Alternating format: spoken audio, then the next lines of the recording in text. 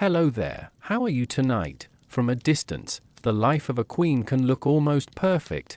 Golden crowns, elegant halls, servants waiting quietly nearby, a life of comfort, of power, of admiration. But if you step just a little closer, that image begins to change, because behind the crown, there was something else, a life shaped by expectation, carefully watched, rarely private, every movement, every word, every decision.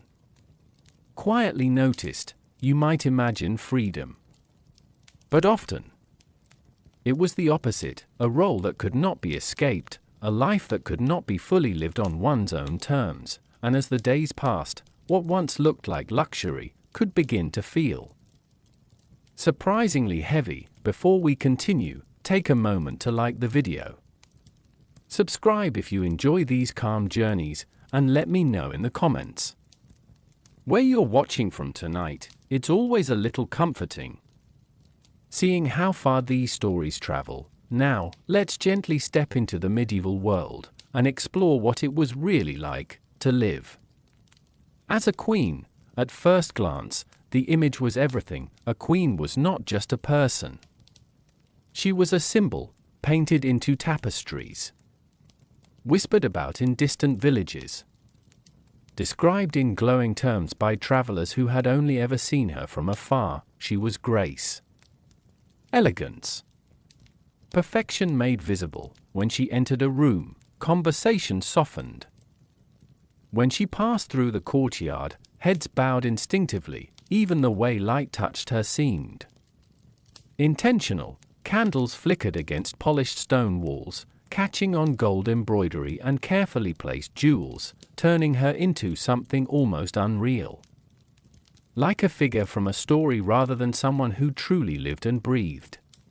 But that image was constructed. Every detail you might admire had been chosen long before she ever wore the crown. The way she stood, the way she spoke, even the way she smiled, none of it was accidental. From a young age, she would have been taught how to become this image, how to lower her gaze just enough to appear modest, but not weak, how to speak gently, but never uncertainly, how to move slowly, gracefully, so that even a simple walk across a room felt like something worth watching, because people were always watching, not always openly, not always intentionally, but constantly. Servants noticed, nobles observed, visitors judged, even silence could be interpreted. A pause too long, a glance held for a second too much, a tone slightly colder than expected, all of it could carry meaning, and meaning in a royal court could become rumor. From the outside, admiration came easily. People imagined luxury without limit, soft beds, endless feasts, beautiful gowns that shimmered in torchlight. And yes, those things existed, but they were only the surface. What wasn't seen was the discipline behind it, the quiet corrections, the careful reminders, the subtle pressures that shaped her every day. A queen could not simply be tired, or distracted, or distant. She had to appear composed, even when she wasn't, because the image mattered more than the reality.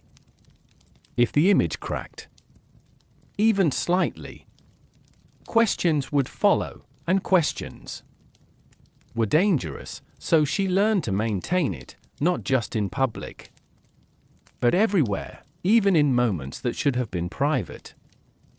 The awareness remained, because at any time, a door might open, a servant might enter, a message might arrive, and just like that, the performance would continue. Over time, the line between who she was and who she appeared to be could begin to blur, not suddenly, not dramatically, but slowly, so slowly that it was almost impossible to notice, until one day, the image felt more real than the self beneath it. And yet, she could never fully step outside of it, because the image did not belong to her. It belonged to the crown, to the kingdom, to the expectations of everyone around her, she carried it. But she did not control it, and that was the quiet truth hidden beneath the beauty. The life of a queen was not just about being admired, it was about being seen.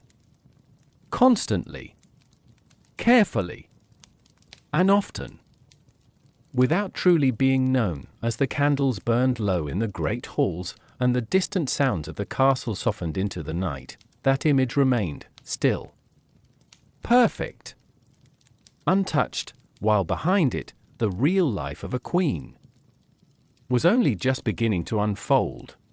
Long before the crown ever touched her head, the path had already begun, not with ceremony, not with celebration, but quietly, in the background of a childhood that was never entirely her own. To become a queen was rarely a sudden transformation, it was something shaped slowly, carefully, over many years. Often, it began with a girl who understood, even at a young age, that her life would not follow the same path as others. While other children might have run freely through open fields, laughed without restraint, or spoken without thinking, she was learning something different, something quieter, something more controlled: how to sit properly, even when no one seemed to be watching.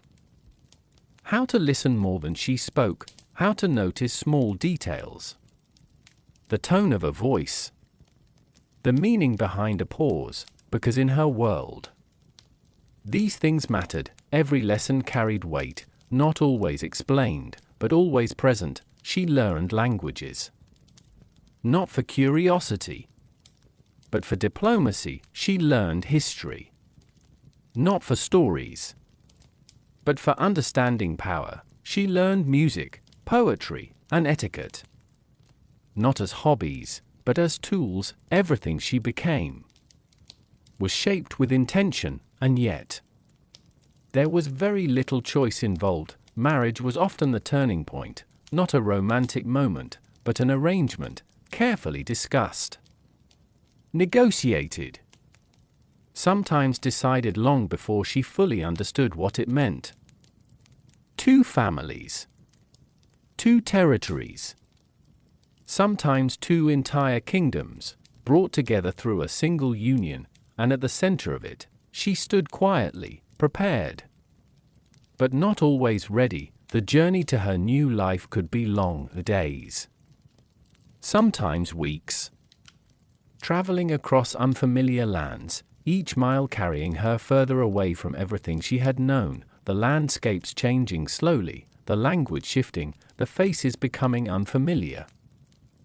Until eventually, she arrived somewhere that would now be called home. Even if it did not feel like it, the palace would be larger, colder, more imposing than anything she had known before. High stone walls, vast halls, echoes that lingered just a moment too long, and within those walls, a new set of expectations waited, different customs, different rules, different eyes watching her every move. Becoming royal was not simply about wearing a crown, it was about adapting.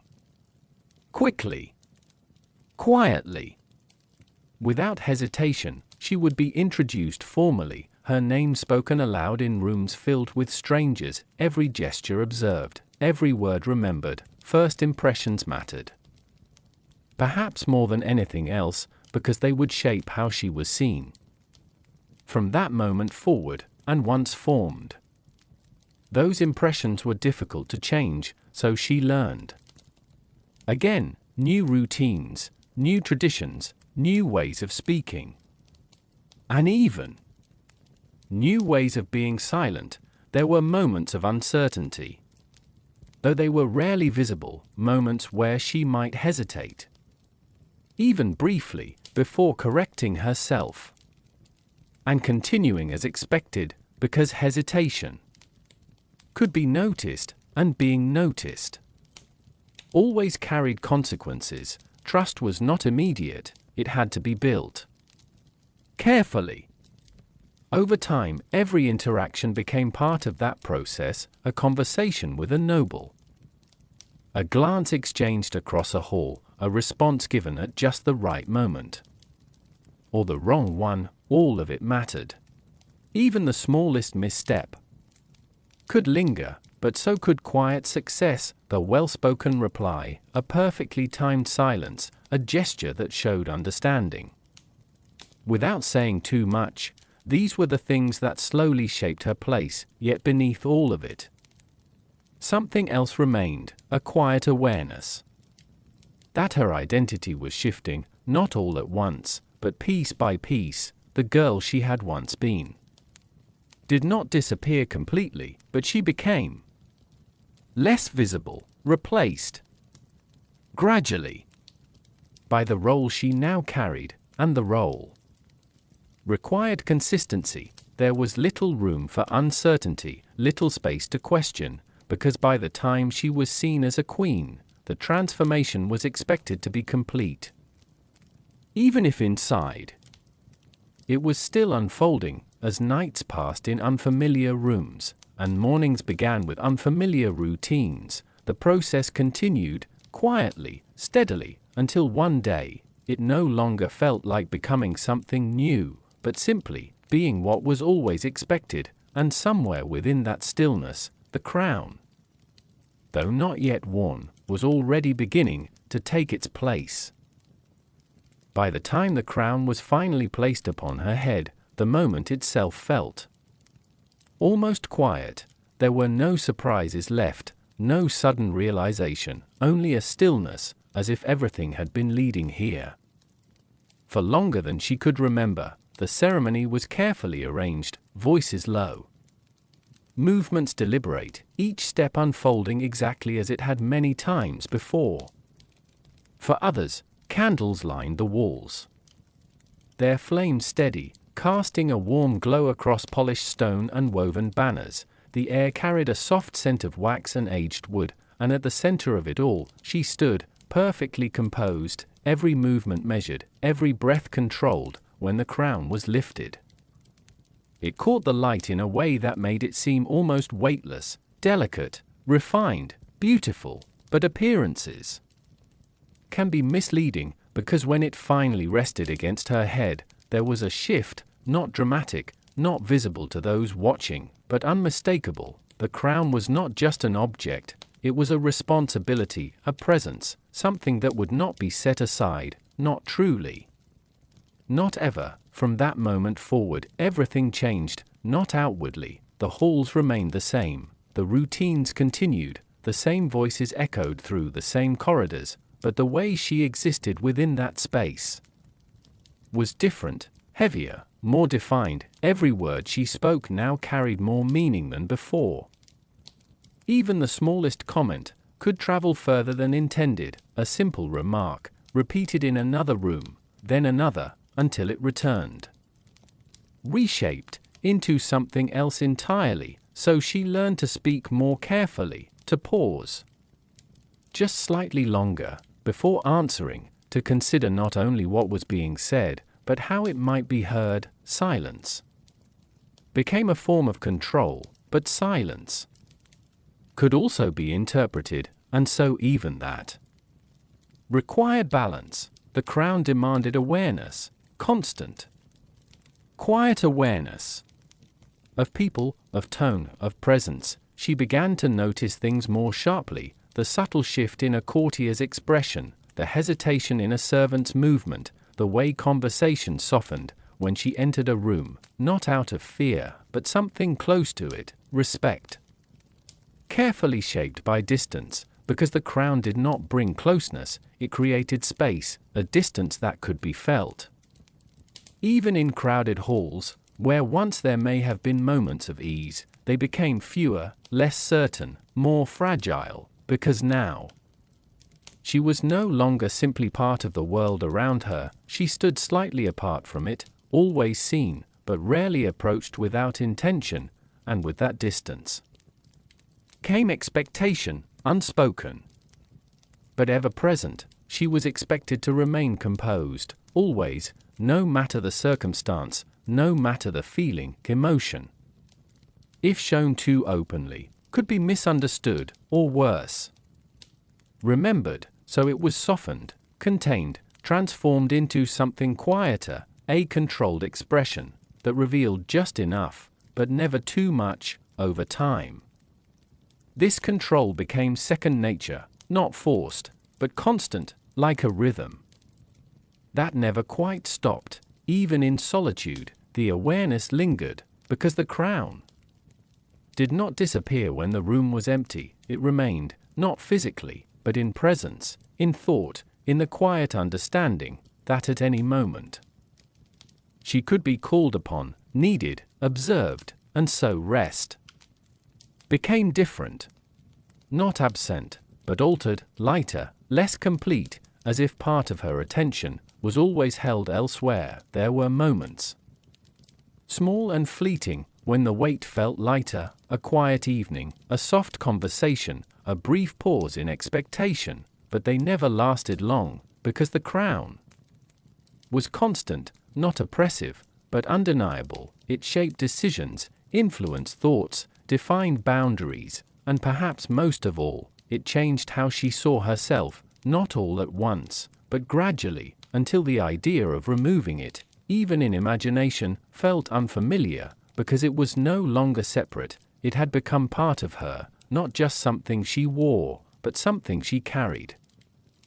In every moment, in every silence, in every quiet breath, as the ceremony faded into memory, and the days continued without pause, the beauty of the crown remained, untouched, admired, but beneath that beauty, there was something else, a steady, invisible weight, that would not grow lighter with time, only more familiar.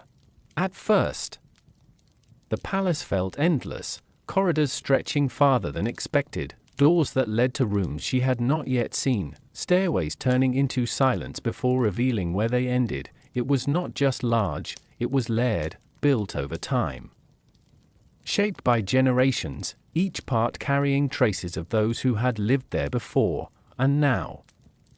It was hers to live within, but not to truly know, because even after days, and then weeks, there were still corners untouched, spaces she would never enter, conversations she would never hear. The palace was not a single world, it was many, existing side by side. There were the grand halls, where everything was visible, deliberate, expected, high ceilings, long tables, voices carefully measured, movements practiced and precise. Then there were the quieter corridors, where footsteps softened, and conversations became more private, more uncertain. Servants moved quickly there, their presence constant but rarely noticed, and beyond that, hidden deeper within stone and shadow, were spaces she would never be invited to see, because even as queen, there were limits. Life inside the palace followed a rhythm, not loud, not rushed, but steady, predictable. Morning light would slip gently through narrow windows, spreading across cold stone floors. The day would begin not with choice, but with expectation. There were always things waiting, meetings, conversations, appearances that could not be delayed, each moment already shaped. Before she stepped into it, even time did not fully belong to her. Servants would arrive quietly, not intrusive, but never entirely absent, bringing garments, arranging rooms, preparing the day ahead. Every action performed with care, but also with awareness, because they too were watching, not in judgment, but in observation, noticing small changes, a pause in her voice, a difference in expression. These things traveled quietly from one part of the palace to another, not as gossip, but as understanding. The palace remembered everything, even things that were never spoken aloud. There were moments of stillness, short, gentle pauses between obligations, a walk along a quiet corridor, a glance through a narrow window, watching the world beyond the walls continue, unchanged. Those moments felt distant, almost unreal, because outside, life moved differently, freely, without structure, without constant observation. Inside, everything had its place, every movement a purpose, even silence had meaning. Meals were shared, but rarely relaxed, conversations careful, words chosen with intention, laughter existed, but softened, never too loud. Never too long, because even joy was expected to remain composed. The palace demanded balance, always too distant.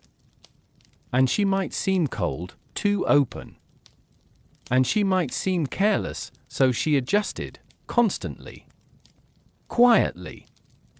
Without drawing attention to it. Over time, this adjustment became natural, almost invisible, but never absent. Nights inside the palace carried a different feeling. The halls grew quieter, the torches burned lower, shadows stretching longer across familiar walls. It was in these hours that the palace felt most honest, without movement. Without voices, only stillness remained. And in that stillness, its true nature became clearer, not just a place of beauty, but a place of structure, of boundaries, of quiet control. Even alone, she was never entirely separate from it, because the palace was not just where she lived, it shaped how she lived, where she walked, who she saw, what she knew, and what she would never know. It held her within it. Gently, but firmly, like a world that could not be stepped outside of, only moved through. Carefully. One day at a time, and as the days blended softly into one another, the unfamiliar slowly became routine. The vast halls no longer felt endless, but expected, the quiet corridors. No longer uncertain, but known, and yet, even in that familiarity, there remained something just out of reach, a feeling that the palace, for all its openness, still kept parts of itself hidden, waiting, just beyond where she was allowed to see. At first, it was easy to ignore, a passing glance, a quiet presence in the background, the natural rhythm of people moving through shared space, nothing unusual, nothing worth holding on to.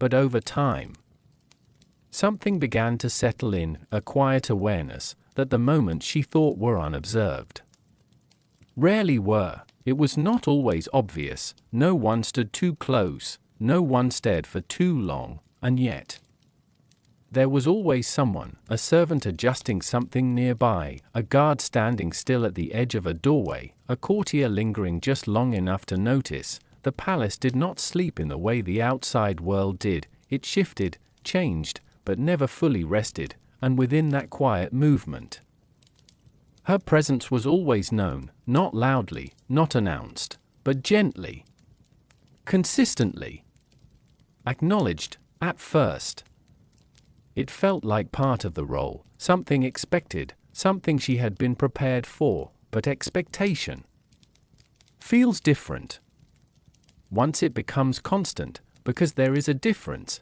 between being seen and never being unseen. Even in stillness, there was awareness. If she paused too long by a window, someone would remember. If her expression softened or changed, even slightly, it would be noticed. Not immediately, not always directly, but later, in quiet conversations, in subtle shifts of tone. The palace had a way of reflecting things back in ways that were difficult to trace. So she began to adjust, not dramatically, not in ways that could be easily seen, but in small, careful decisions, where she stood, how long she remained there, when she allowed herself to pause, and when she continued moving. Even rest became measured, because rest could be observed. A moment of stillness might be interpreted as distance, a quiet expression might be seen as concern, and concern could travel further than intended. So she learned to remain balanced, always, not too distant, not too open, present, but never fully revealed. There were no clear boundaries, no moment where she could say, "This is private," because privacy was not something the palace easily allowed. Doors existed, but they were rarely barriers. Voices carried, footsteps echoed, even silence felt shared, at times. She might find a quiet space, a corridor less traveled, a room left empty for a short while, and in those moments, the world would soften, the constant awareness easing. Just slightly, but never completely, because even then, there was a knowing that at any moment, someone could enter, a message could arrive, a presence could return, and so. Even solitude was temporary. This did not create fear, not in the way one might expect. It was quieter than that, more subtle, a steady, underlying presence, like a soft sound that never fully fades, easy to ignore at first, but impossible to forget once noticed. Over time, it became part of her, not something resisted, but something understood. She no longer reacted to it, no longer questioned it. Instead, she adapted. Her expressions became more controlled, her pauses more intentional, her movements more fluid, but never careless. It was not a performance. Exactly, because performances end. This did not. It continued through every hour, every interaction, every quiet moment, and perhaps the most unusual part was how natural it began to feel, to exist in a space where nothing was entirely her own, not even the smallest moment of thought, fully untouched by the possibility of being seen. As the days passed, and the rhythm of the palace continued without interruption, that awareness remained, not heavy, not sharp, but constant, like a shadow, that moved gently beside her, never stepping ahead, never falling behind, simply always there. And somewhere within that quiet understanding, a new question began to form. If every moment could be observed, then what did it truly mean to be alone? By the time the wedding arrived, the meaning of it had already been decided, long before the ceremony, before the journey, before the first meeting. The purpose of the marriage was clear. It was not built on discovery or slow understanding, but on agreement, carefully arranged, quietly negotiated, and firmly set into place. Two lives brought together, not because they had chosen each other, but because it made sense. To others, the ceremony itself was graceful, measured steps, soft music echoing gently through stone halls, voices lowered in quiet reverence. Everything appeared calm, balanced, as it was meant to be. She stood beside him, not unfamiliar, but not entirely known. A presence she had been prepared to accept, but not one she had yet come to understand. And as vows were spoken, and hands gently joined, the moment passed not with sudden emotion, but with quiet finality. There was no uncertainty left. This was now her life. Marriage, within the palace, was not a private bond. It existed in view of others, shaped by expectation, observed. Just like everything else, their interactions carried meaning, not only for themselves, but for those watching. A shared glance, a brief conversation, even the distance between them. All of it could be interpreted, so even here, care was required. Conversations were measured, not empty, but intentional. There were moments of politeness, of mutual respect, and sometimes, something softer, but those moments were quiet, not displayed, not easily seen, because what mattered most was not what they felt, but how they appeared. A strong union, a stable presence, a partnership that reflected order, even if within it, things were still forming. There were days when they moved around each other like distant figures, sharing the same space, but not always the same thoughts, bound together, yet still separate in quiet ways. And then there were moments of closeness. Small, unspoken, easy to miss if one wasn't looking carefully, a pause that lasted slightly longer, a conversation that felt less formal, a silence that was not uncomfortable, but shared. These moments mattered, not because they changed everything, but because they reminded her that within the structure, something human still existed, yet even that was shaped by the world around them. Their time was not entirely their own, schedules guided their days. Expectations shaped their interactions. There were duties to attend to, appearances to maintain. And always, the awareness that their union carried purpose beyond themselves. It was not just about companionship, it was about stability, continuity, the future of something larger than either of them, and that understanding never fully left. There were things left unsaid, not avoided, but simply unspoken, because not everything needed to be expressed. In a world where meaning was often understood without words, trust took time, not built in grand gestures, but in small consistencies, a presence that remained steady, a tone that did not shift unexpectedly, a sense that, even with informality, there was reliability, and slowly, something began to take shape. Not always visible, not always clear, but present, a quiet understanding, a shared rhythm, formed not by choice, but by time. In marriage, in this world, was not defined by moments of intensity, it was defined by continuity, by how two lives moved alongside each other, day after day, within a structure that rarely changed, and within that steady movement, there was both comfort and distance, because even as they stood side by side, there remained parts of each other that would never be fully known, not because they were hidden, but because the role they shared did not always allow the space to truly explore them. As the days passed, and their lives continued in quiet alignment, the marriage settled into place, not perfect, not distant, but something in between, a connection shaped not by freedom, but by expectation, routine, and time. And within that space, she learned something new, that even in closeness, there could still be a quiet kind of distance. Loyalty, within the palace, was rarely spoken about directly. It did not need to be, it existed quietly, woven into every interaction, every glance, every silence, from the outside.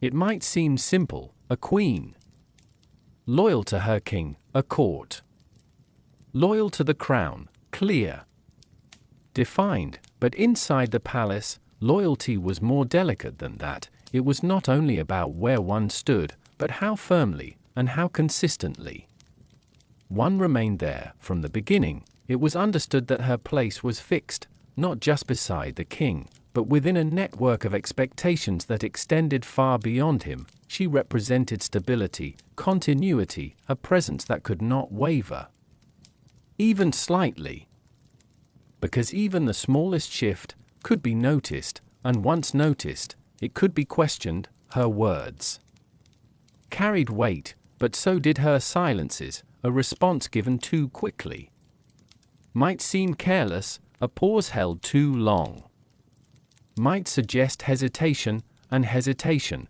could be interpreted as uncertainty. So she learned to remain steady, not rigid, but consistent, a tone that did not change, a presence that did not drift. Even when circumstances shifted quietly around her, she remained the same, because loyalty was not only about truth, it was about perception. The way things appeared mattered as much as the way they were. There were moments when others tested this.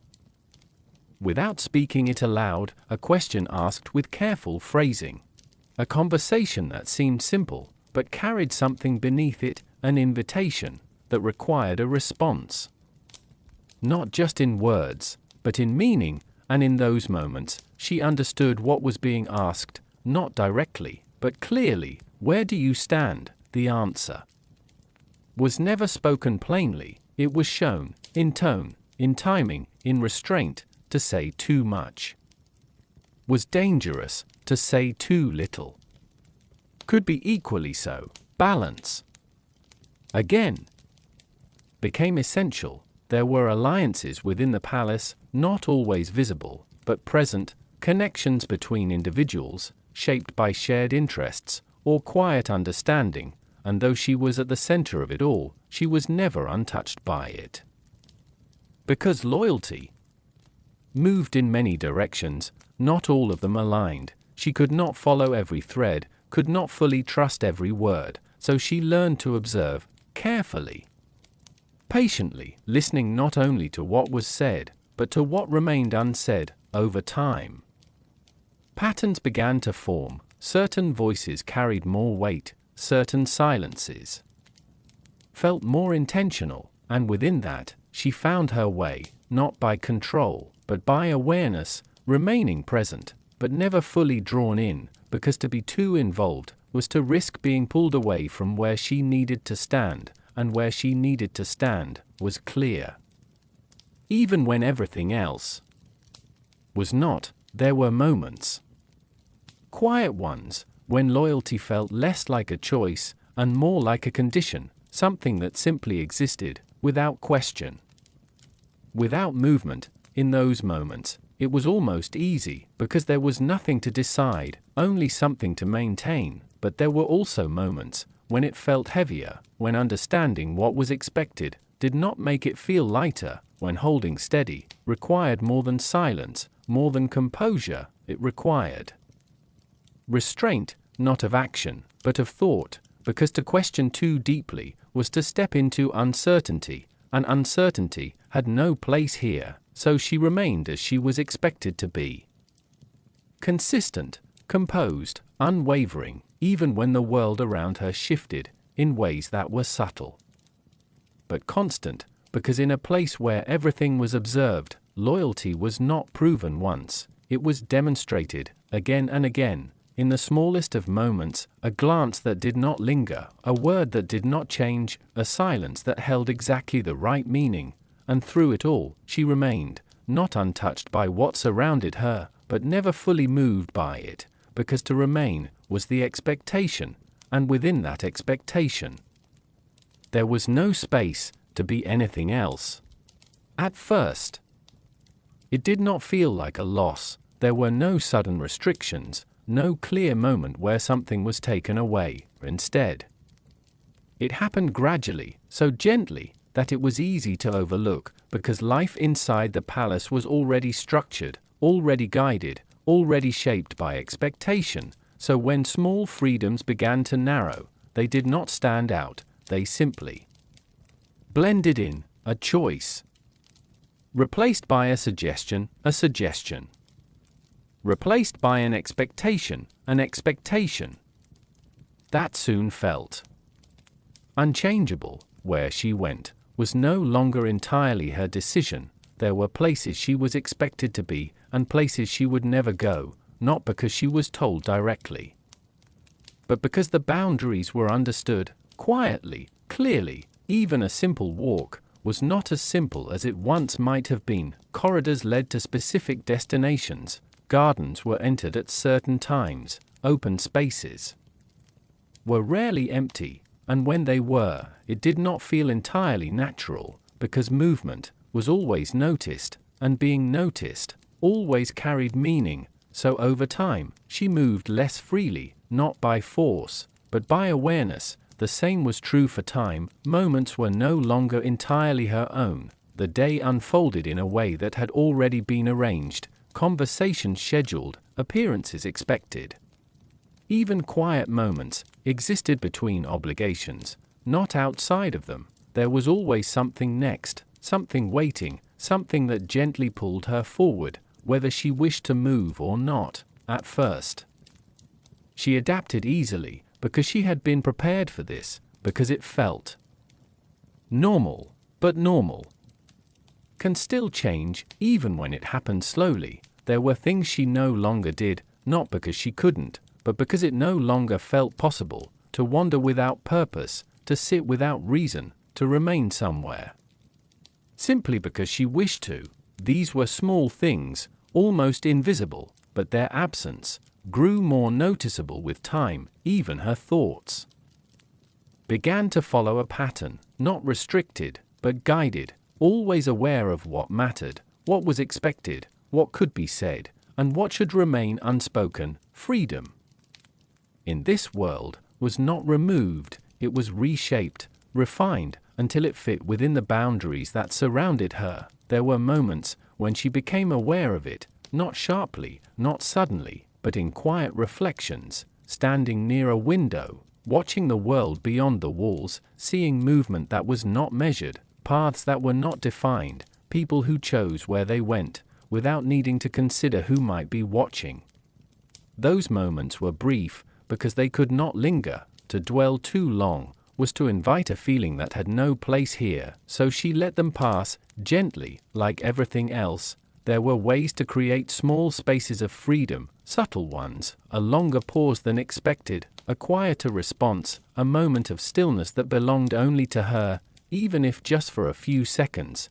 These moments mattered, not because they changed anything, but because they reminded her that something still remained, something not fully shaped by expectation, something still her own, but they were fragile, easily interrupted, easily lost, and so they could never be relied upon. Over time, the idea of freedom itself began to feel different, less like movement, less like choice, and more like space, space within a moment, within a thought, within a silence, a place where she could exist, without adjustment, even if only briefly. As the days continued, and the rhythm of the palace remained steady, that understanding settled quietly, not heavy, not sharp, but constant, like everything else, because within these walls, freedom was not something that disappeared, it was something that changed shape,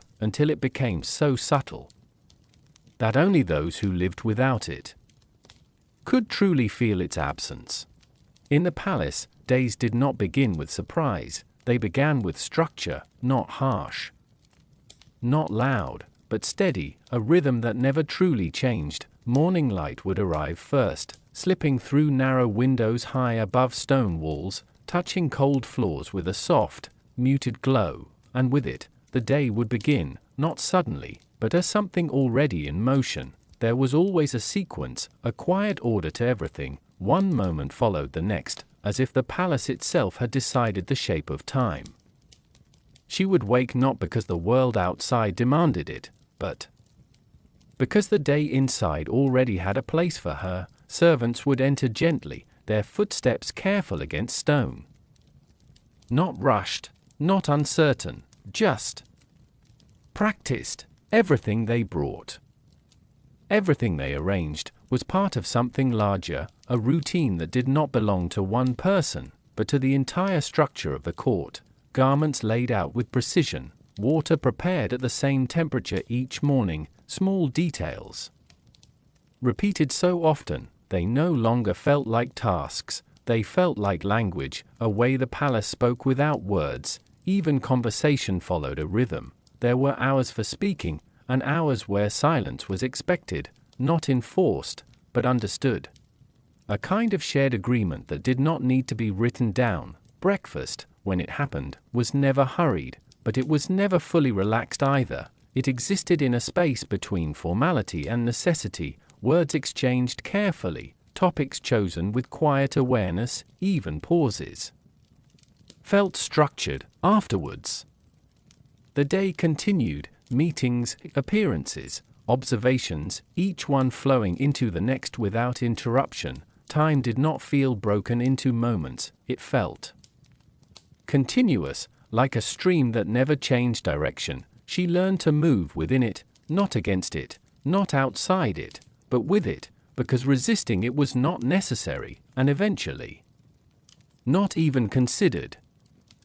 There were times set aside for walking, always in certain areas, always within certain boundaries, paths that had been walked many times before by many others, stone beneath foot, worn smooth by repetition, gardens arranged with intention, even nature inside the palace felt composed. Nothing grew without purpose, nothing was left entirely wild, and yet within that structure there was a strange kind of calm, because everything was known, predictable, reliable. The uncertainty of the outside world did not enter here easily, and that created its own form of comfort. Afternoons often carried a slower tone, not quieter, but steadier. Letters would be read, responses written, small matters addressed with careful attention, each task completed not with urgency, but with consistency. Even emotions began to follow rhythm. There were times for composure, times for attention, times for withdrawal into quiet reflection, not because she was told to feel this way, but because the structure around her made certain feelings easier to hold than others. As evening approached, the palace shifted again, light softened, shadows lengthened, torches were lit one by one. Along corridors that now felt familiar, dinner followed its own pattern, conversation slightly more open, but still measured, a slow easing of the day, without ever fully stepping outside its structure. And when night arrived, there was rest, but even rest had its shape, not fully free, not fully unobserved, just quieter. As the days repeated themselves, something subtle began to happen, not change, not disruption, but familiarity deepening into understanding. The routine no longer felt like something separate from her life, it became the framework of it, the thing around which everything else was arranged. At times, she noticed it, not with resistance, but with clarity, that her life was not moving unpredictably forward, it was circling gently within a structure that held it in place, and yet, within that structure, there was no urgency to escape, because everything still moved, still changed, slowly, in ways that were almost imperceptible. And so she continued, day after day, not resisting the rhythm, not questioning its presence, simply existing within it, as it carried her forward, one quiet moment at a time. Clothing, in the palace, was never just clothing, it was language, a quiet system of signals, understood by everyone, without a single word being spoken. Each fabric, each color, each layer, carried meaning, and for a queen, nothing was ever chosen casually. Even before she entered a room, her presence had already been shaped.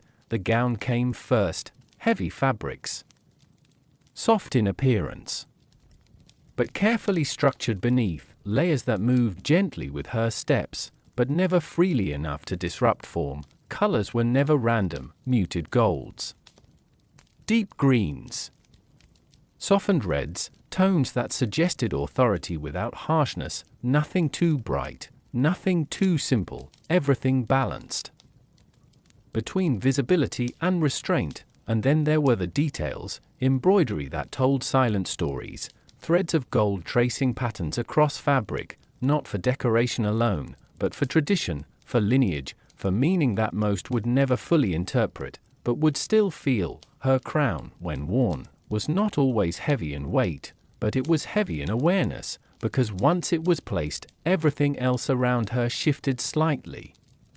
Even clothing beneath it felt different, not physically, but in presence, as if every layer now carried additional responsibility. There were attendants assigned to her appearance, not in a personal sense, but in a constant one, ensuring everything remained in place, every fold correct, every detail aligned, a slight adjustment here, a gentle correction there, always precise, always careful. It was not about perfection alone, it was about consistency, because in the palace, appearance was never just personal expression, it was stability made visible, and stability could not appear uncertain. Even small changes were considered, a slightly different sleeve, a shift in color tone, a variation in how fabric draped during movement, all of it observed, all of it noted, and if it changed too much, it would be discussed, quietly, but meaningfully, over time.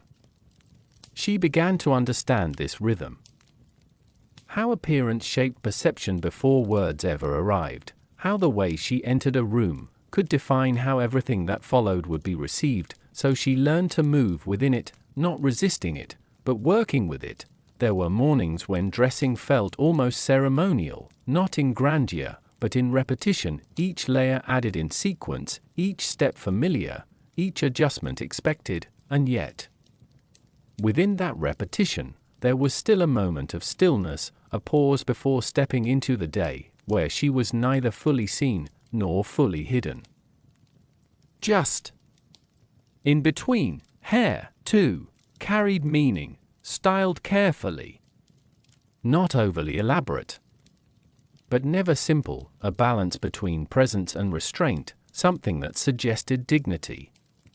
Without drawing unnecessary attention, even jewelry followed rules that were rarely spoken aloud: not too much, not too little, always appropriate, always measured, because in this world, excess could be as disruptive as absence, and so everything was kept within a narrow space, where nothing was allowed to feel accidental. Even beauty itself was shaped by expectation, but over time, something subtle happened. She no longer thought of it as constraint, it became rhythm, a familiar process that marked the beginning of each day.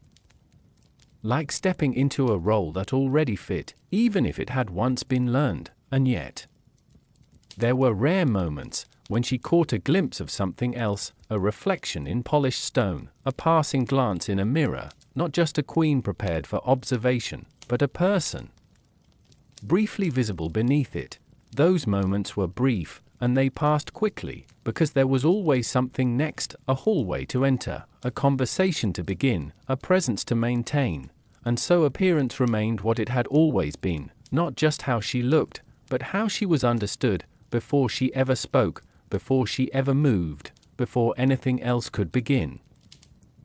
In the palace, words were never just words, they were choices, and every choice carried weight. At first, speaking felt natural, a simple exchange, a greeting, a reply, a question asked and answered without thought. But slowly, that ease began to change, not suddenly, but in small, almost invisible steps, because in the palace, nothing said remained only in the moment. Words traveled, they moved through rooms, through corridors, through conversations that were never fully visible, and by the time they returned, they were no longer the same. So she learned to pause, not in hesitation, but in consideration, to feel the shape of a sentence before allowing it to leave her.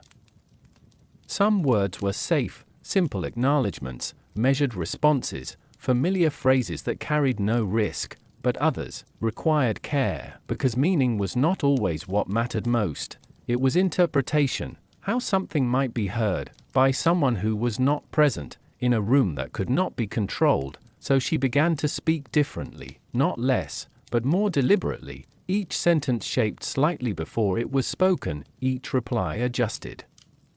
Not for truth alone, but for stability. There were moments when conversations were light, even gentle, small exchanges that passed easily between people, but even those carried awareness beneath them, a second layer of thought, a quiet observation of tone, timing, reaction, because nothing existed in isolation. A simple comment could become something larger when repeated elsewhere, and in the palace, things were always repeated, not immediately, not openly, but eventually. She learned this early, not through instruction, but through experience, a phrase spoken casually, returning later, slightly altered in meaning, a tone remembered differently than intended.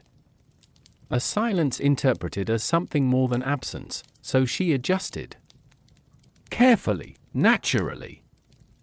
Over time, it became instinct, not a restriction, but a rhythm. There were conversations where she said very little, not out of avoidance, but awareness, and others where she spoke more freely, but only within safe boundaries. Every person in the palace spoke in their own way, but none of them were entirely free in it, because speech was never fully private here. Even in one-on-one exchanges, there was always a sense that something else was present. Memory, possibility, later, interpretation, and so silence became equally important, sometimes more. A well-timed pause could carry as much meaning as a sentence, and in that space between words, understanding often formed more clearly than in speech itself. She began to notice this in others as well, how nobles spoke not just to each other, but around each other. How servants chose words carefully when certain ears were near, how even casual remarks were shaped by who might remember them later. It was not fear that guided this, not exactly. it was structure, a system where language had consequences, even when nothing seemed immediate, and within that system, she learned to move gently, to speak when needed, to remain silent when appropriate, and to always remain aware there were moments of ease. Quiet laughter in controlled spaces.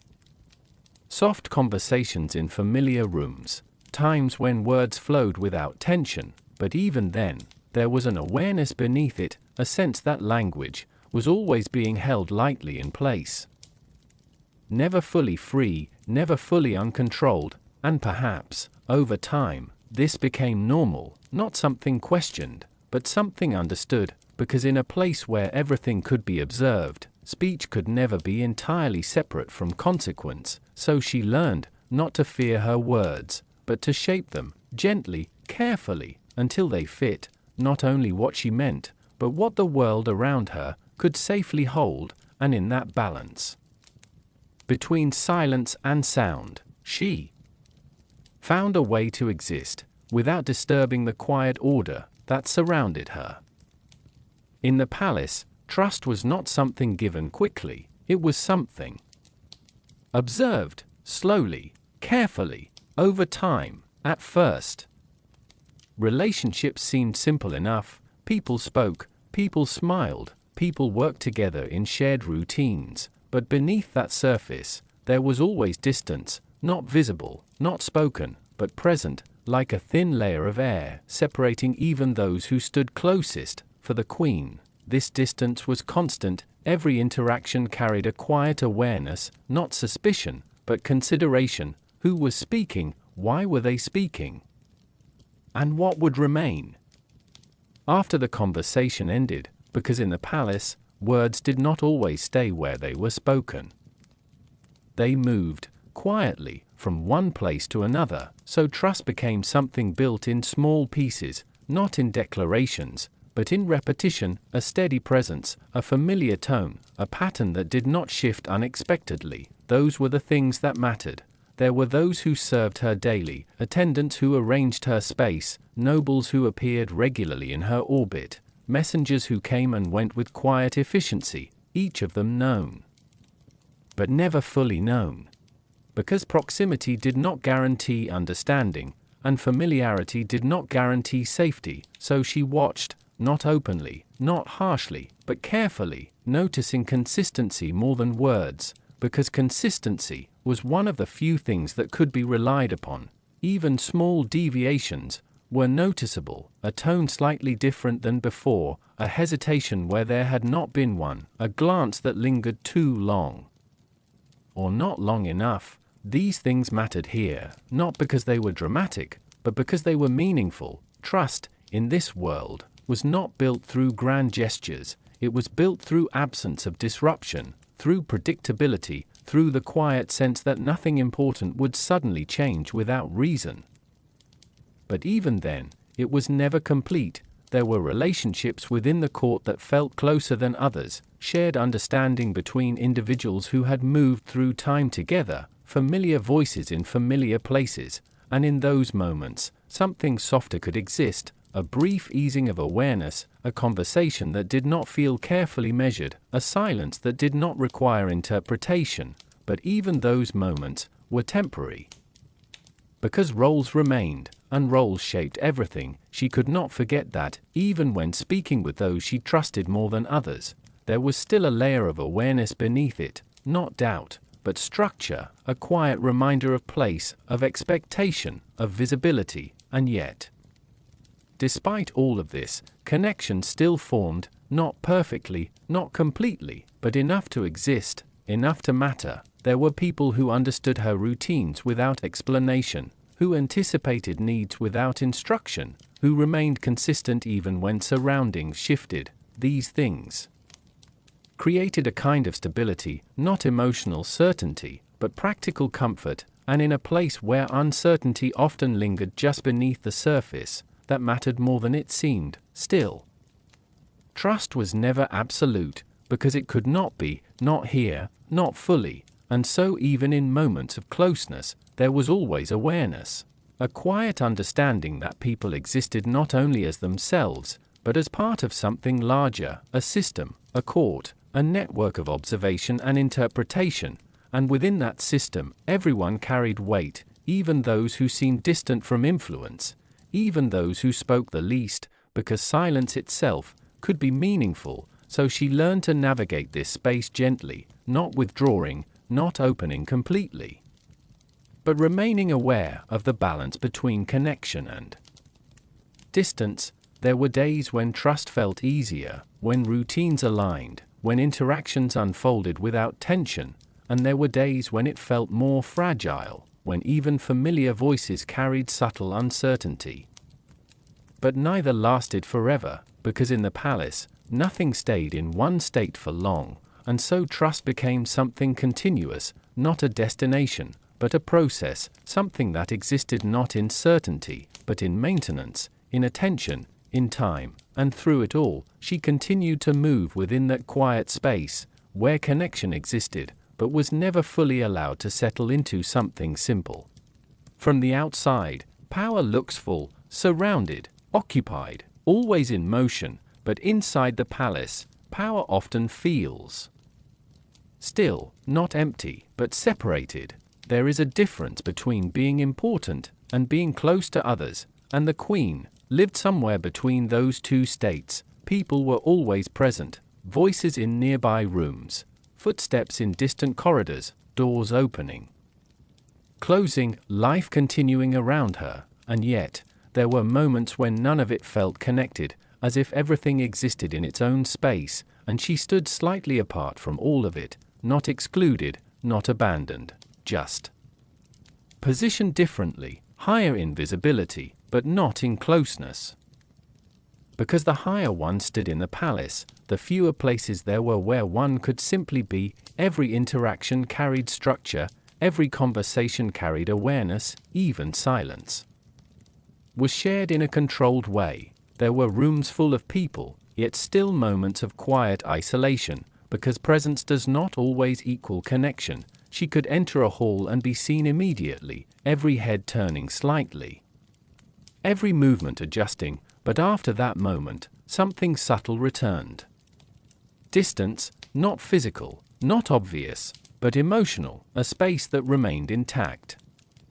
Even in crowded rooms, there were those who spoke to her daily, those who followed her instructions, those who stood near her constantly, but even with them, there was a boundary that never fully disappeared, not because it was enforced, but because it existed within the structure itself. Roles shaped relationships here, and roles created limits, so she learned to exist within those limits, not resisting them, not fully accepting them either, but moving alongside them. Quietly, there were times when she would observe others laughing together in small groups, unplanned moments, simple exchanges that did not require awareness of consequence. And she would notice how naturally it seemed to happen, without hesitation, without reflection, and in contrast, her own world felt carefully arranged, not cold, but measured. Even joy, when it appeared, had a sense of awareness attached to it, because it existed within sight, within structure, within expectation, over time. Isolation did not feel like absence, it felt like spacing, a quiet distance between her and the rest of the world inside the palace, not a separation that could be pointed to, but something that could be felt. In stillness, in pauses between conversations, in the moments after people left a room, when sound faded, but presence remained in memory. There were evenings when the palace grew quieter than usual, not empty, but softened, and in those moments, the sense of isolation became more noticeable, not heavy, not painful, but clear, as if the structure of everything around her was briefly visible in its full shape. She could still hear life continuing beyond her chambers, but it felt layered, farther away than distance alone could explain, and yet, even within this separation, there was stability, because isolation here was not unfamiliar. It was part of the role, part of what it meant to hold a position that others could see, but not fully enter, and so she adapted, as she always had, by finding balance within it, not seeking to escape it, but learning to exist inside it without resistance. There were moments of connection, small and real, but they were brief, and often followed by return to stillness, and over time, that rhythm became familiar: presence, then distance, then presence again, a cycle that did not break, but continued gently forward, and within that cycle, she remained, visible to everyone, yet never fully part of everything, not because she was a part, but because the space around her had been shaped that way, quietly, carefully, over time. There was a pressure in the palace that was never spoken loudly, but was always present. It lived in pauses during conversations, in the way certain questions were never asked directly, but still expected an answer. It was not about urgency, it was about continuation, a kingdom, a name, a line that had to remain unbroken, and for a queen, that expectation became part of everything, not as a single demand, but as a constant undercurrent beneath daily life. At first, it was subtle, comments made in passing, carefully chosen words wrapped in politeness, advice that sounded gentle, but carried weight beneath it, and always, the awareness that others were watching time itself. Not days, not moments, but progress, or the lack of it. She learned quickly that this expectation did not belong to one person alone, it belonged to the entire structure around her: courtiers who spoke in careful tones, nobles who exchanged quiet looks, servants who said nothing, but understood everything. Even silence around the subject felt meaningful, because in the palace, what was not said often mattered as much as what was, so she carried it, not openly, not dramatically, but constantly, a quiet awareness that followed her through each part of the day: meals, appearances, conversations, all held beneath it. There were moments when it felt distant, almost like a concept rather than a reality, and other moments when it felt closer, when certain discussions softened around the edges, and then carefully redirected, as if everyone understood the topic, but no one wished to touch it directly. Within this space, her role became even more defined, not just as queen, but as continuity, a living link between present and future, and that idea carried weight of its own. There were physicians involved in the palace world, quiet consultations, measured observations, everything done with care and discretion, never rushed, never loudly acknowledged, but always part of the structure. And through all of it, she remained composed, because composure was expected, not just socially, but structurally. Emotions, in this context, had boundaries. They were allowed, but only within limits that did not disturb the balance around her. So she adapted, as she always had, not resisting the expectation directly, but learning to exist within it. Time began to feel different during this period, not faster, not slower, but measured in anticipation. Months became markers, seasons became quiet references, and each passing stretch of time was observed, not just lived. There were moments alone, when the weight of it felt more noticeable, not overwhelming, but present, like something resting gently in the background of thought, never disappearing fully. And yet, life continued. The palace did not pause, routines remained, conversations continued, appearances were still required, so she moved through it all, as she always did, with care, with awareness, with quiet steadiness, and over time, something subtle shifted, not resolution, not change, but acceptance of rhythm, of waiting, of expectation existing alongside everything else, because in the palace, very few things ever existed in isolation. Everything was connected: time, duty, perception, and future, all intertwined, within a structure that did not allow any one part to stand completely alone. And within that structure, she remained, carrying what was expected, without allowing it to define every visible moment, existing within pressure, without letting it become movement itself. And as the days continued, the palace remained unchanged, but the weight of what it meant to continue grew quieter and deeper, all at once. Emotional strain in the palace, did not arrive suddenly, it built itself. Slowly. Quietly, like water rising in a space that never seemed to overflow. Until it did, at first. It was barely noticeable, a slight heaviness in the morning before the day began, a quiet pause that lingered a little longer than expected, a moment where thoughts did not settle as easily as before, but life continued, and so did she. There was no space for emotional interruption, not in a world built on structure, so everything remained contained, not removed, but held carefully in place, from the outside. Nothing changed. The queen still appeared composed, still moved through the palace with steady grace. Still fulfilled every expectation placed before her, but internally, something subtle shifted, not breaking, not collapsing, just accumulating. There were days when conversations felt slightly more distant, not because others changed, but because perception did. Words that once passed easily now required more effort to process, smiles that once felt natural now required quiet adjustment, even silence began to feel layered, not empty, but full of thought that had nowhere to go.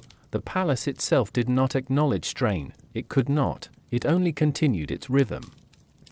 And so she continued as well, but inside that rhythm, there were moments when it felt harder to stay aligned with it.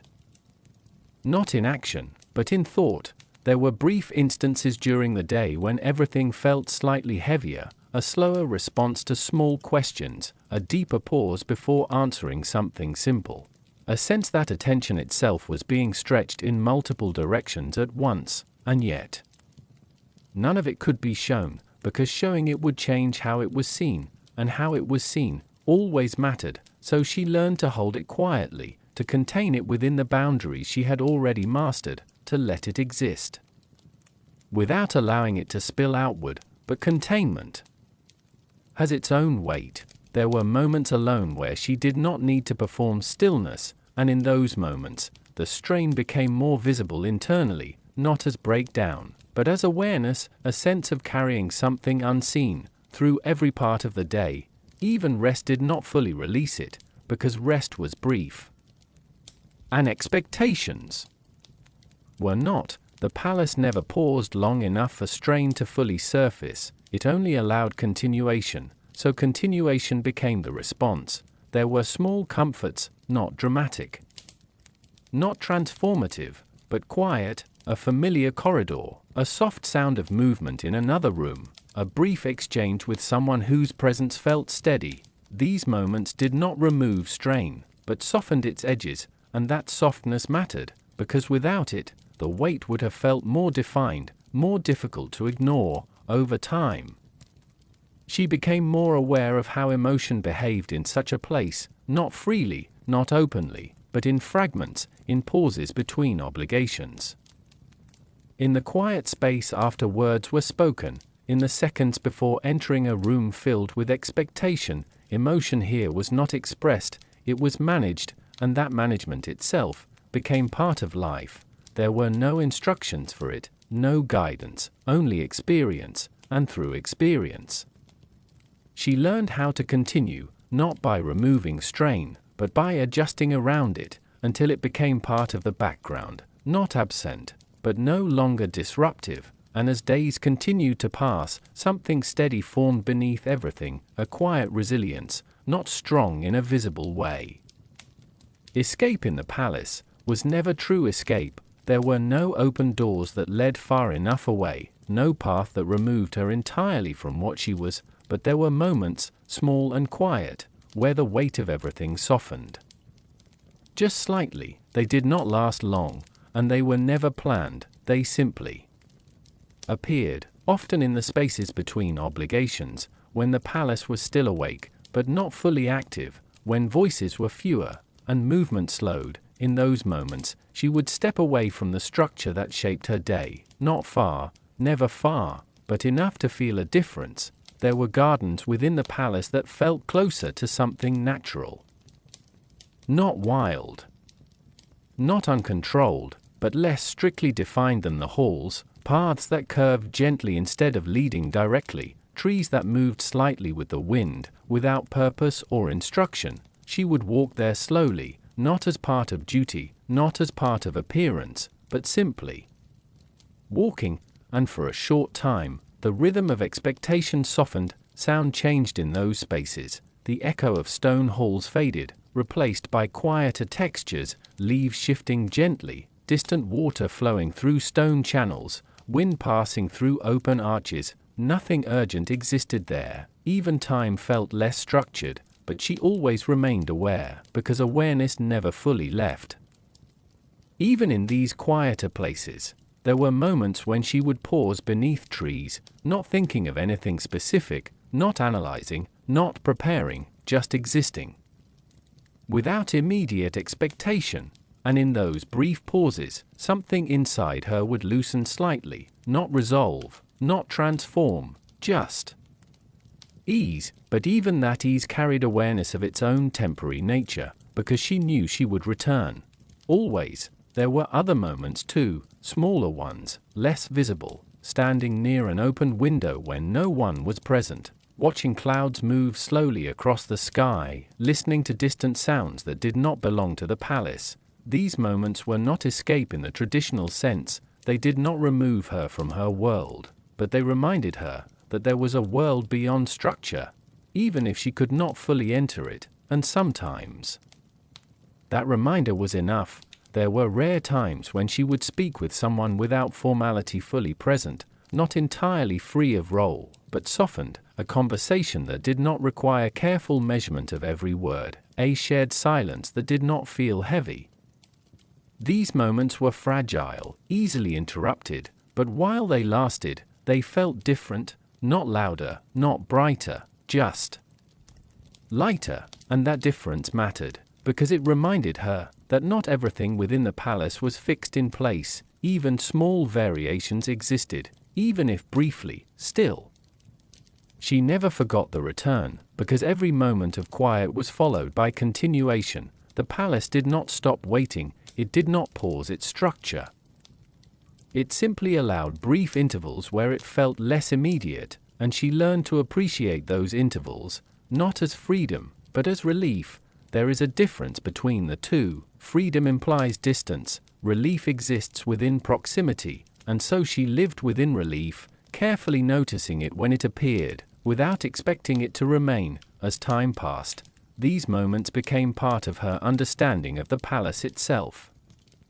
Not as something separate from it, but as part of its rhythm, like brief pauses in a long, continuous movement, and perhaps that was what made them meaningful, not their size, but their contrast, and so she continued to move between both worlds, structure and softness, expectation and stillness, never fully leaving one, never fully staying in the other, and in that balance, she found something quiet, not escape, but a way to breathe, within what could not be left behind.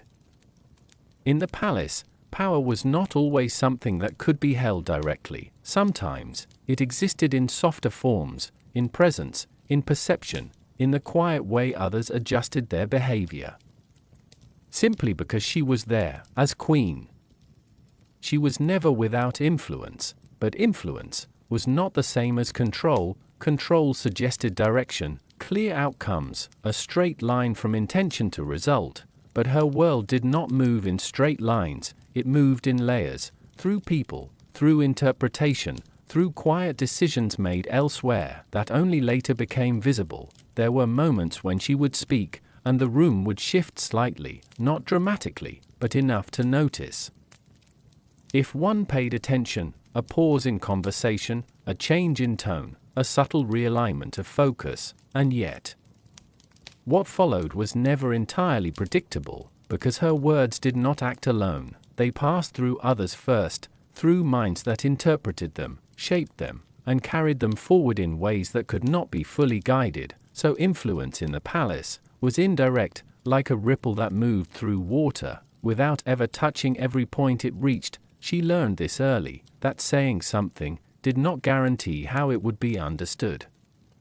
And understanding did not guarantee outcome. Still, People responded to her presence, even when she was silent.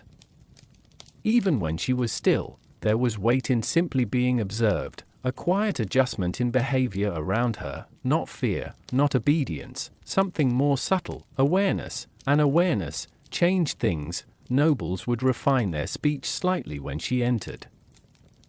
Conversations would slow, then reshape. Decisions made in her presence often carried different tone than those made elsewhere, but she was rarely the one directing them. She was part of the environment in which they formed, not the force behind them, but a condition within them. This distinction mattered, because it defined everything. She could suggest, she could observe, she could even guide tone. Carefully, indirectly, but final movement belonged elsewhere, to structures larger than any one person, to systems already in place long before she arrived, and so influence became something she navigated, rather than something she wielded freely. There were moments when this felt almost invisible, when everything aligned naturally, and outcomes appeared smooth, as if intention and result had briefly matched. But there were other moments, when the distance between them became clear, when something she had shaped gently moved in a direction she had not fully expected, not wrong, just separate, and in those moments, she was reminded again that influence here was never absolute, only partial, shared, filtered through layers she could not fully see.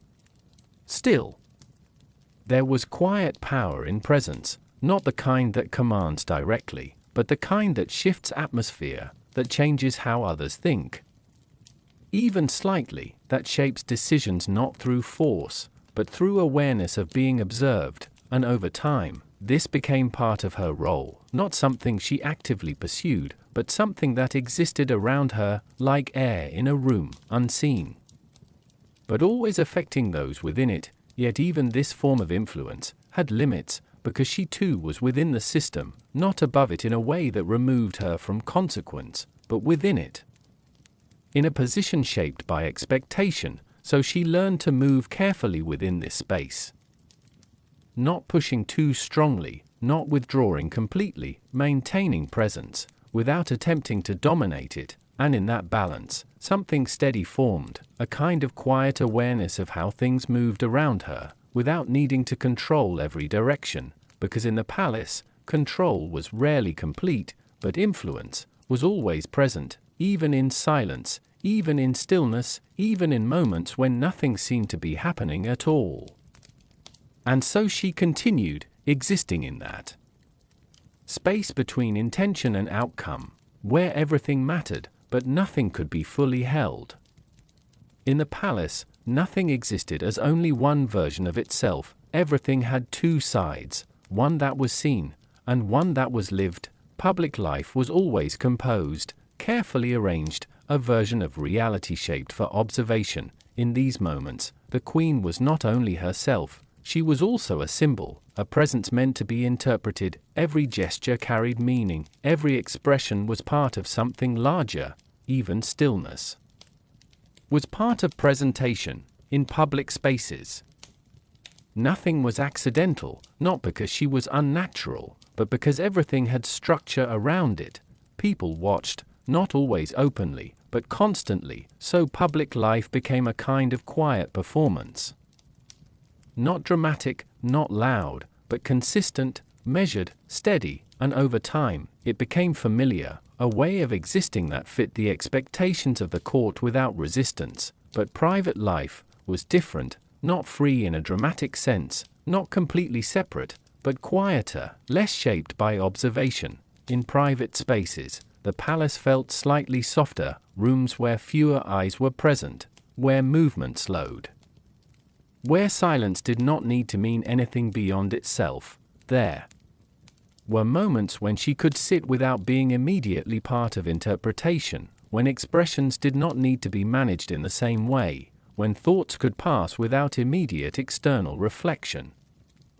These moments were rare, but they existed, and they mattered, because they created contrast.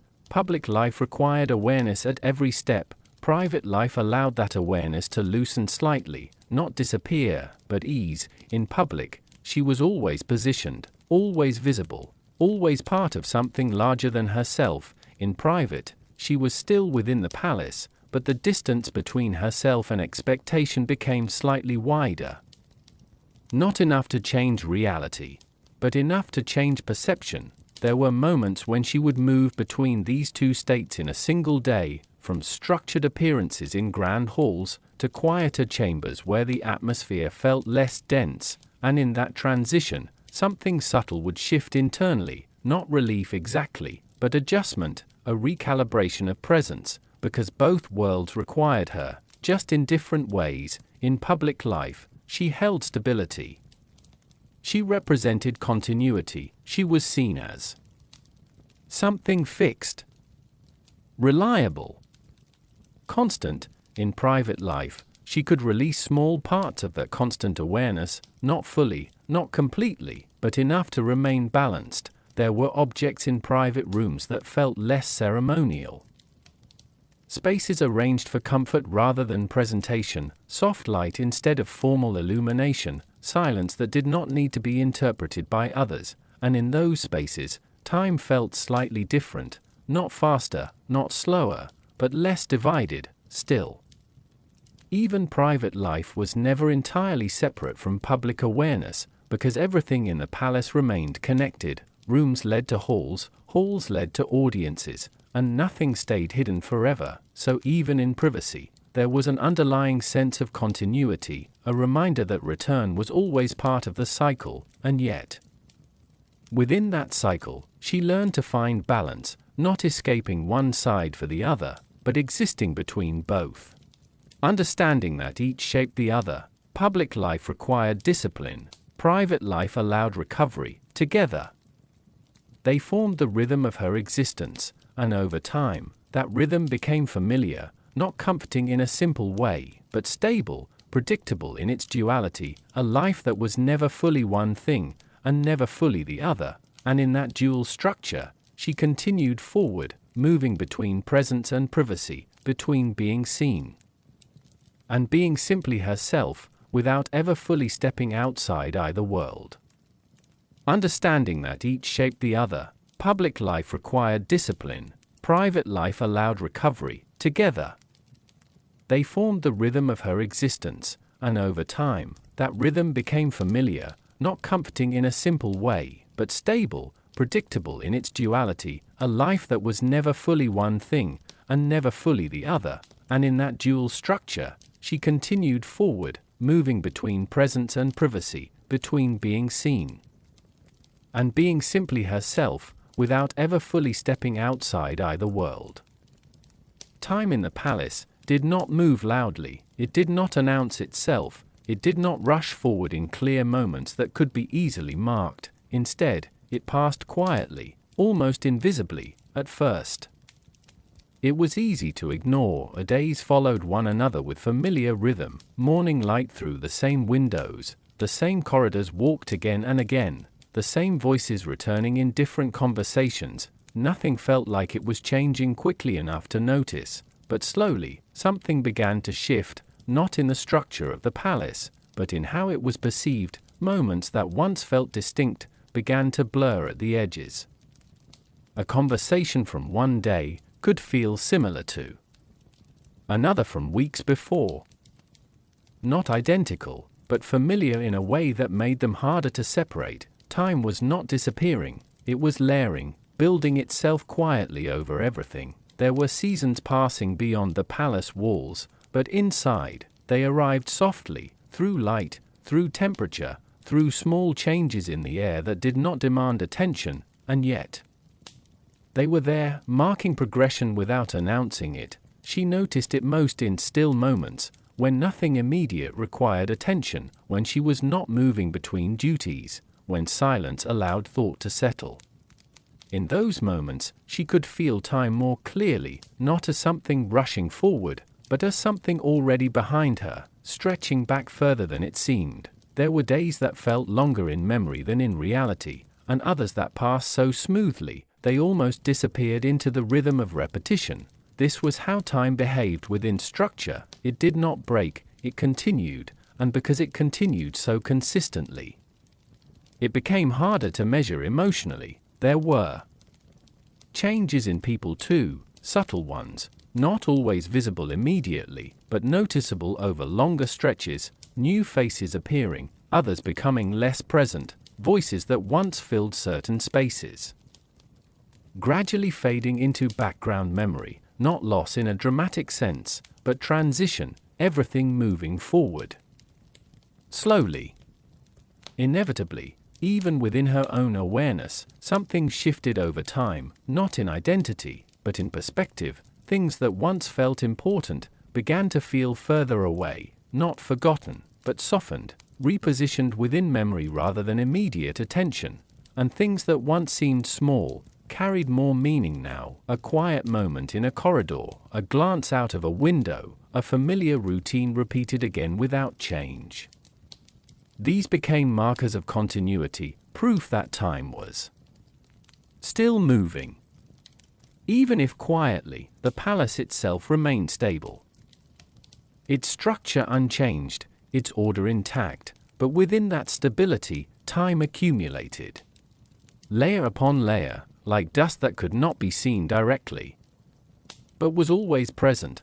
There were moments when she would reflect without intention, not deeply, not emotionally, but briefly, noticing how far certain things now felt compared to before, not in distance, but in feeling. And yet there was no urgency in this awareness, because time here did not demand reaction, it only continued, and so she continued with it, moving through days that felt both new and familiar, living within moments that repeated, yet still changed in small ways, and over everything, time passed, not loudly, not dramatically, but steadily, until it became something that could no longer be separated from life itself, not something observed from outside, but something lived from within.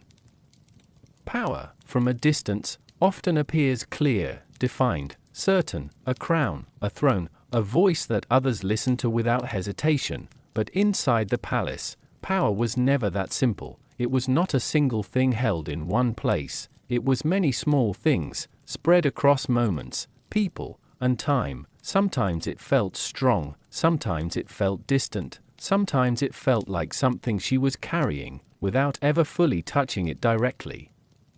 And over time, the meaning of it began to change, not dramatically, but quietly, because living inside it was different from observing it. From the outside, a queen might seem like the center of everything, but inside, she was also part of everything else.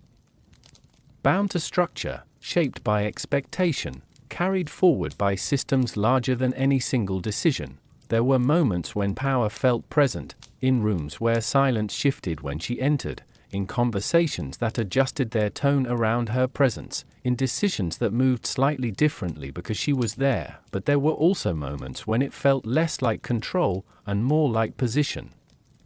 A place within a larger design that did not stop moving. She had influence. She had visibility, she had presence that others responded to. But none of these existed alone. They were always connected to something else, something older, something already in motion long before her. And so power became something she learned to understand differently, not as something owned, but something experienced, something lived within. Rather than held above, there were days when it felt almost weightless, and others when its shape felt more noticeable, but neither state lasted, because nothing in the palace remained fixed for long. Even roles that seemed permanent shifted slowly over time. People changed, circumstances changed, the structure remained. But its details evolved, and through all of it, she remained within it, not resisting its shape, not fully defining it either, just moving with it. There were many versions of her that existed within memory. The queen seen by others, the figure within ceremony, the presence in halls of observation, and the quieter version, known only in moments of stillness. None of these were separate, they were all part of the same life, different reflections of the same existence, depending on where light touched it, and perhaps that was what life inside the palace truly was, not one identity, but many overlapping versions of it, existing at once. As time continued, the urgency of understanding everything began to fade, not because questions disappeared, but because they no longer needed immediate answers. Everything had already been lived, step by step, moment by moment, and what remained was reflection, not conclusion, just awareness. That power, like everything else in the palace, was both more and less than it appeared, more complex when lived, less absolute when understood from within, and in the end, what remained was not definition, but experience, a life shaped by structure, carried through time, and observed quietly from within its own walls. And as everything finally settles, there is only the gentle understanding that remains, that even in a place built around power, what truly filled the space was not control, but the quiet passage of time through a life that simply continued to exist within it. And somewhere, in that quiet continuation, the story does not end abruptly, it simply becomes still.